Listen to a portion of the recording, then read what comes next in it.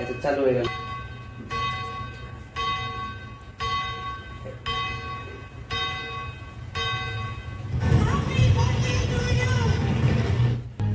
Happy birthday. Thank you. নাও নাও কাটো। Birthday to you.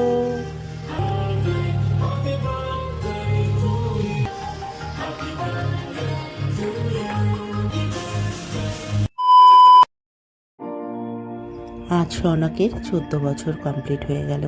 দেখতে দেখতে সময় কত দ্রুত বয়ে চলেছে। খুব অল্প বয়সে মা হয়েছিলাম, তখন হয়তো বুঝতেই পারিনি কি করব আর কি করব না, কিন্তু এখন অনেকটা ম্যাচিওর হয়ে গেছি। এখন প্রত্যেকটা পদে আমি ওর সাথে থাকি।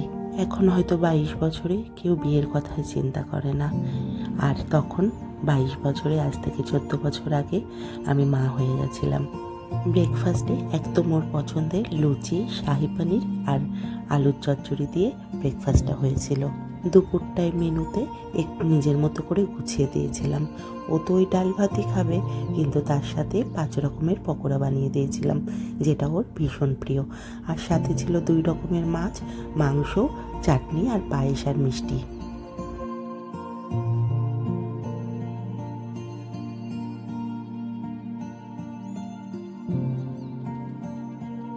এখন সবাই ওই একটু একে একে আশীর্বাদ করে তারপরে লাঞ্চে বসবো সবাই মিলে। ঠাম্মার দিয়েছিল টাকা, আর এই যে দিদি আর জিজু আশীর্বাদ করে ওকে একটা ড্রেস দিয়েছিল, আর তার মধ্যে আমার ড্রেসও ছিল। বলল, তোরও তো আজকে একটা নতুন জন্ম হয়েছিল। সত্যিই তাই, এটা আমরা চিন্তাই করি না। ছোটো থেকেই সৌনক মানি আর মশাকে পেয়েছে, ওই জন্য ওদের কাছে যত আবদার। আবার দিদির সাথে যতটা খুনসুটি করে, আর জিজুকে আর দিদিয়াকে ততটাই বেশি ভালোবাসে। যাই হোক, আদর টাদর খেয়ে তারপরে খেতে বসে পড়েছি। পাশের টেবিলে মাকে দিয়ে দিয়েছি, আমরা যেহেতু চিকেন খাচ্ছি, মা ওই টেবিলে বসেছে।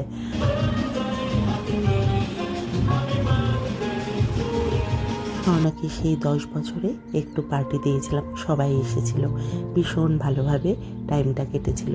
কিন্তু তারপর থেকেই সৌনক আর নিজের বার্থডে পার্টি করতে চায় না, বলে একদম নিজেদের মতো করে আমরা সেলিব্রেট করব। তো ও যেটা চায় সেটাই আমি করে আসছি। তো নিজেদের মতো করে ঘরোয়াভাবে সেলিব্রেশন করে সবাই মিলে বাইরে বেরিয়েছিলাম একটু।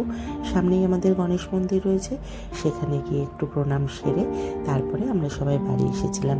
এভাবেই কেটেছিল এবারের জন্মদিনটা।